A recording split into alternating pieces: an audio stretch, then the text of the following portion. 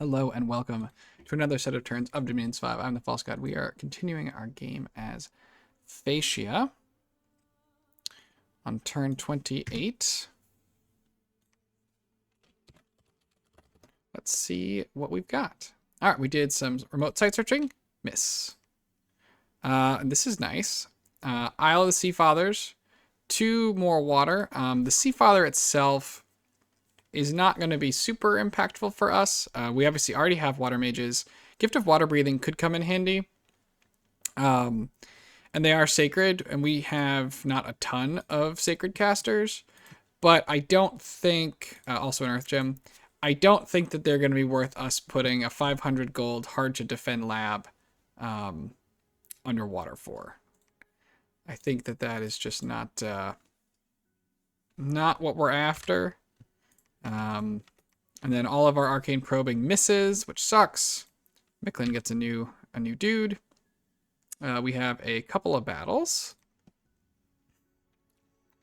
We go ahead and attack Micklin here, just regular troops. So at this stage of the game, right, this is sort of just like a raiding party as it hasn't got any mages. A couple of these Micklin priests, not expecting a ton of resistance out of them. We've also got some Cav who are going to go ahead and pop the back line. I think they might burn out. Yeah, we did lose some burning to death. Lost infantry and 2 cavalry. Here is us against, this is a throne, although it doesn't really look like it because there's just not that much here. But technically, this is indeed a throne. I didn't even bother with any mages. I just think that we're going to crush these guys. These, I think, usually tend to do like skeletons and stuff. And I guess maybe we have a mage here or something. Okay, yeah, we have 1 Colossi Storm Captain. But I think we have more than enough troops here that we will go ahead and beat through the skeletons without too many issues. Good javelins in on these knights. You know, a decent portion of the enemy force is archers, which are not probably going to do a lot. We have a lot of shields. You can see we've already got a rout on some of the human infantry. There goes the human cavalry. So now our whole big ball just has to beat through the skeletons. But they're mostly doing, you know, animate skeletons. These aren't like, it's not like horde of skeletons is coming out here super consistently. Go ahead and fast forward. We're kind of running around like a little bit silly, but we're eventually going to go ahead and break through to the back here. This dude has survived a shockingly long time. But eventually, we're going to go ahead and take them all out. With, I think, pretty minimal losses. Yeah, we lost 9 guys. And picked up this throne. And this is the Iron Throne. So 100 resources, that's fine. We do have high resource troops, but we have a lot of places to recruit troops, so that's not like super important. The adept of the Iron Order, though, is pretty nice. This is our only Astral 3. We can get Astral 2s from plenty of things, but no Astral 3s. And because I think our queens can be Astral 2, you know, minus the 10% random. But they don't have any Earth. And the Weavers can be Earth Astral, but just 1 of each. And so this is our highest Earth, highest Astral.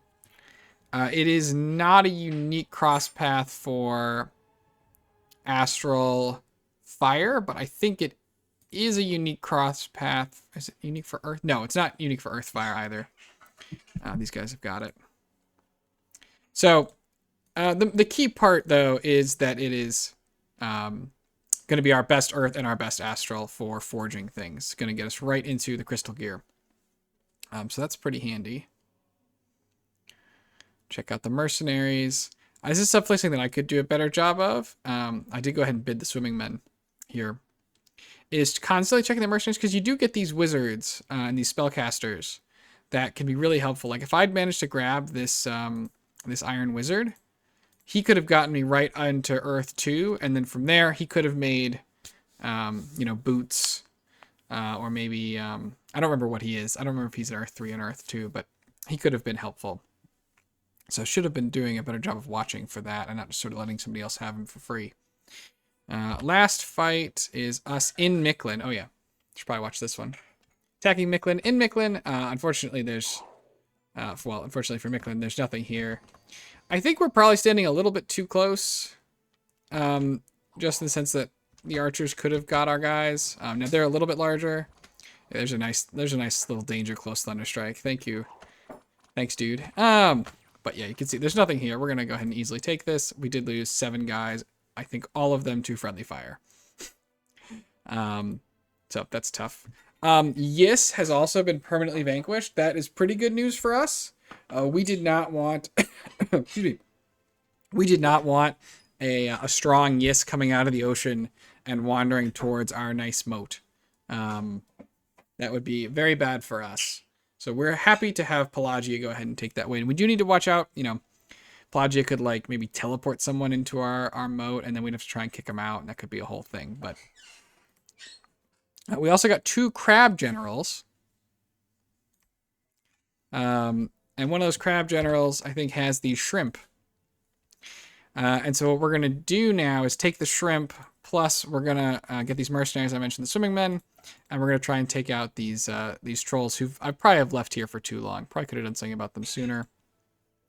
We're going to go ahead and get a palisade started on our newly acquired throne. We're going to take out these Ettins.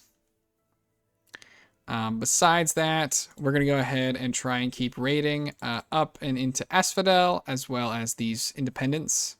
We're also going to try and hit this Mictlan force, and then look to take this fortress.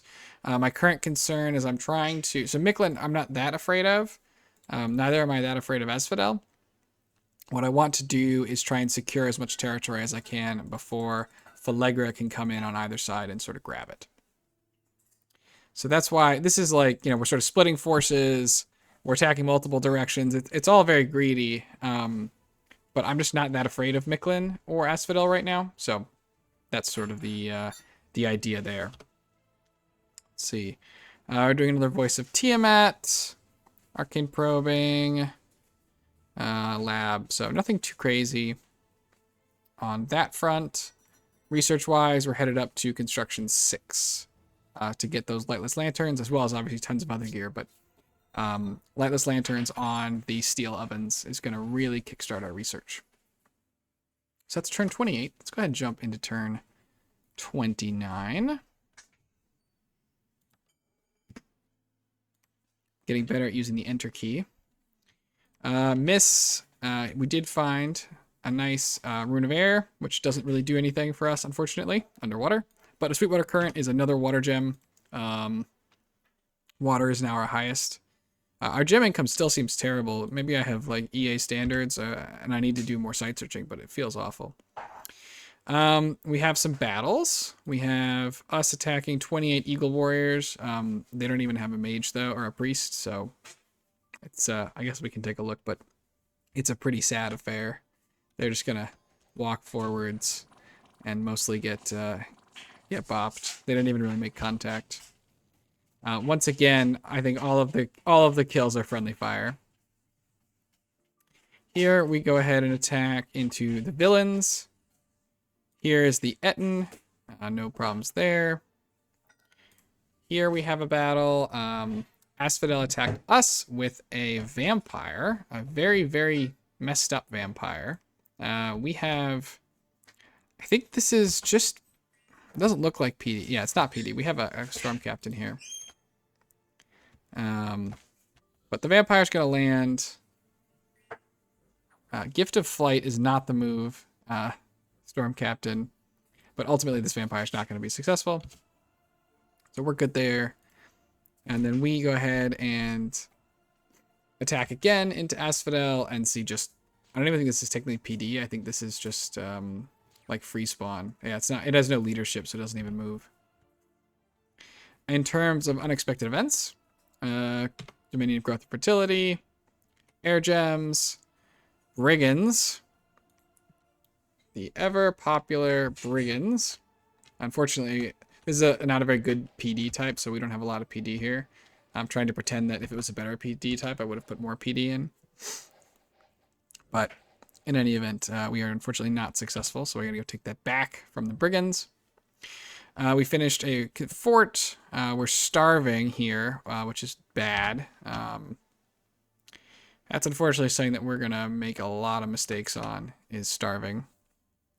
We're going to go ahead and take everybody and attack this fortress to try and grab it, and then grab this before Phlegra can get up. There's also these cavemen. This force is a little bit bigger than it was before. I think that the Eagle Kings are just capturing slaves, though. So I don't think it's too terribly scary. You can already see, right, Phlegra is moving in, so it's a very legitimate fear. We're going to run back and knock these villains out. Unfortunately, this force, I don't think is sufficient to kill Asphodel. I think that there is... I don't think that they could even... Like, they could sit on it if Asphodel didn't want to fight for it, but realistically, I think Asphodel could kick this force off if they wanted to, if they brought their mages. So we're not going to engage just yet. We're going to try and finish this and go back. So it's pretty slow, but I don't think we have the forces here. In retrospect, I think we could have definitely considered mobilizing this group and linking them up with this army and trying to take this.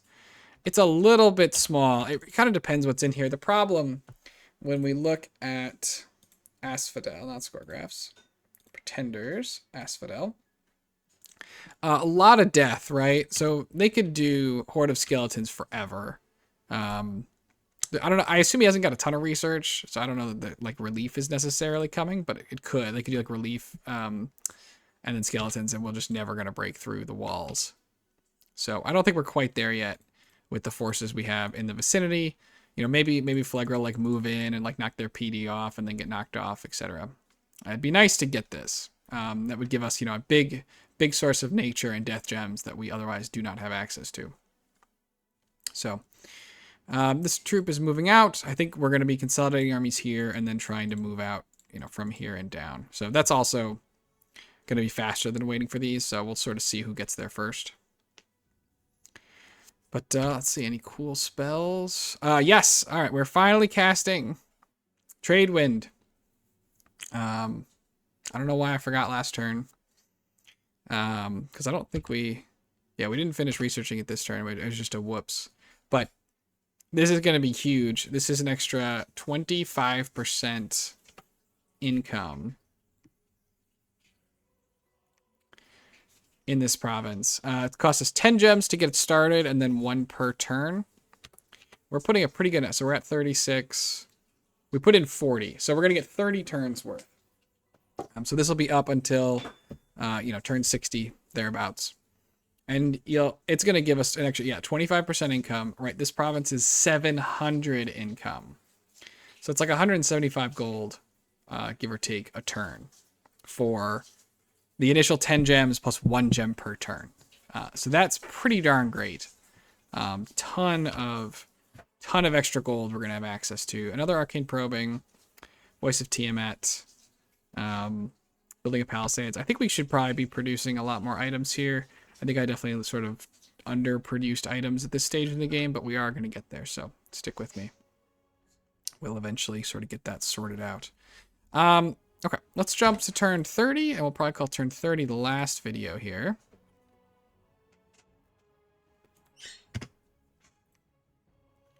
Arcane Probing misses, Voice of Tiamat, of course, finds some good stuff. An Underwater Cliff, and a Fossilized Conch, plus 2 Earth.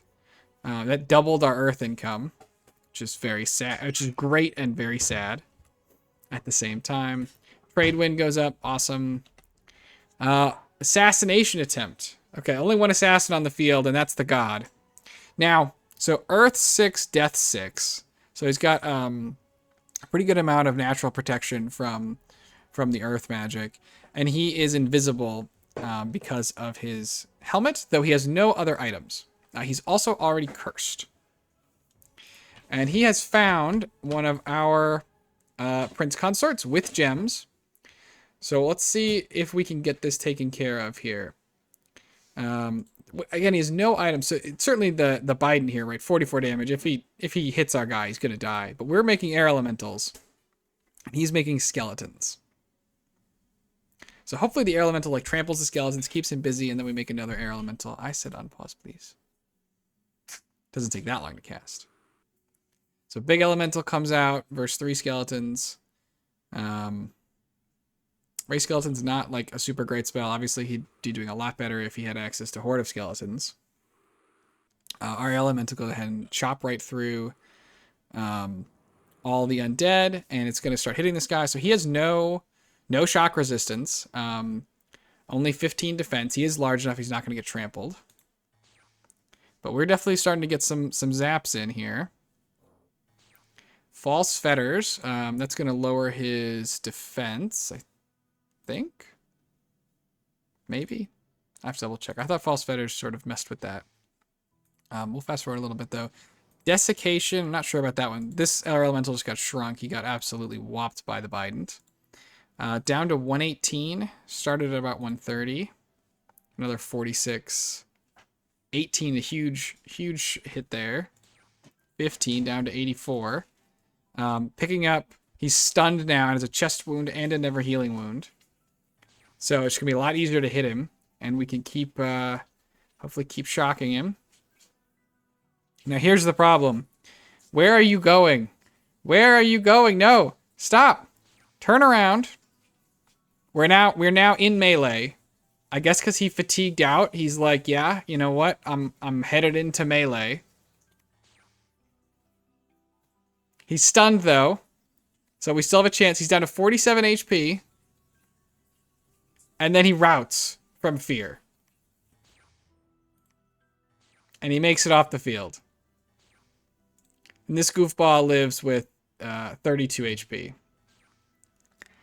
So that is very sad. If he had just not run into combat, we definitely would have won. So that's unfortunate. You know, that's we're pretty sad about that one. We have a battle in Mictlan. So if you remember, our army moved off Mictlan. But here comes Spicy Boy, the god. Rainbow. And he's got a bunch of these guys who I think should be... I thought that they were supposed to be auto-blessed because the god was in the fight.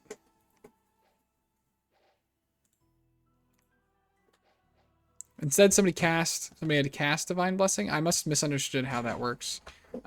Too many, though, for our troops to handle. And we are going to lose Mictlan here. They lost an Eagle Warrior. We just lost some PD. So we're going to have to go and deal with that. Black Dryad and some Black Centaur kill our Phaeacian troops. We go ahead and start sieging the fortress down. I think we're probably starving there. We lost another province that I forgot to put PD in. My bad. This is us against the Sea Trolls and their Sea Troll King. Sea King. And we've got Shrimp and Mercenaries. And so again, the key here is to get enough damage onto particular trolls and not let them just regenerate. So like we're making the corner here, which is great. And you can see they just kind of fall in the corner as they get overwhelmed. Our infantry rout off. Or our mercenaries rout off. And so do our shrimp. But I believe the Sea King has also routed. Yeah, so the Sea King's gone. So we lost, but Sea King's gone, so we can just walk in and take it back. So that works out for us. This is us killing some brigands. Ring of Frost gained. Local lawman has messed up. We're under siege in Mictlan. We breached Prunda. And yeah, diseases are affecting our troops. We really, really needed to get the stupid lizards online and start making the plus supply item. And I didn't do it, and it's real bad. It is an extremely poor choice. So we're going to go ahead and storm here and then look to make our way back. I don't feel like leaving this makes sense. We're going to have to look to take out these Black Centaur sort of marauding groups. It is possible. So we're here inside the fort. I think if the god is still fighting, he'll be assassinating people outside the... I don't know if he'll assassinate people inside or outside the fort. It's kind of a unique situation. I don't know if he'll keep assassinating. He also might move. Probably makes more sense. But we're going to go ahead and try and take this and then take this back. Now, the more interesting and relevant piece, potentially, right? This is Meme Guy's Dominion. This is Enemy Dominion. This is Spicy Boy's Dominion. So there's not a lot of Mictlan Dominion left. There's just this one. I believe this is their last province that isn't this one. I don't know if you're sieging someone and you lose your last other province. I don't know if your army goes away or not. I would think it wouldn't, because you could theoretically take this army and capture something, but I don't know for sure. So yeah, we've consolidated some troops here. We're actually sailing home first, pick up more troops, and then go. So we kind of wasted a turn here because I didn't have somebody here to get these troops. Although it's only 23 guys. I think we probably could have just gone, but it's always easier in retrospect to be like, yeah, could have done more, could have gone faster, could have been more efficient, and those things all could be true, but in the moment sometimes you're like, yeah, you know, I want the extra guys. So kind of one of those things that happens when you look back. Voice of Tiamat, storming, yeah, building palisades. So one of our real problems right now, yeah, is we've kind of used up like a lot of our pearls trying to find and, you know, search for new pearl sites, and we have been pretty unsuccessful. So pearls definitely look like they're going to be an issue this game. But yeah, we'll see how that goes. So anywho, that was turn 30. I'll go ahead and call it here. Thanks everybody for joining me, and I will see you all in the next one.